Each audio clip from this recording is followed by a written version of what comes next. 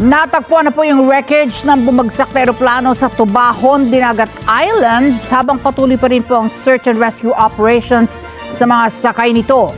James Juanite sa detalye.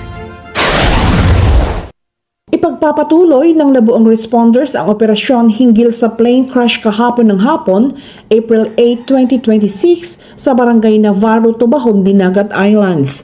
Napag-alamang narinig ng mga residente ang malakas na ugong sa himpapawid at kalaunan nakarinig sila ng malakas na tunog na bumagsak sa bundok na bahagi ng barangay Navarro.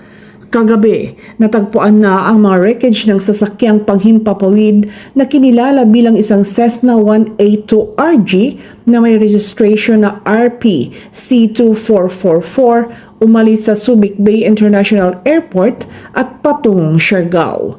Hindi pa alam sa ngayon ang kinalalagyan ng mga pasahero at crew ng nabanggit na plane.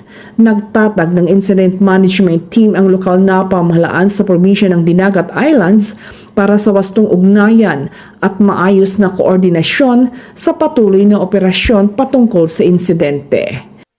Para sa mata ng Agila, James Juanite, matatag, matapang, matapat.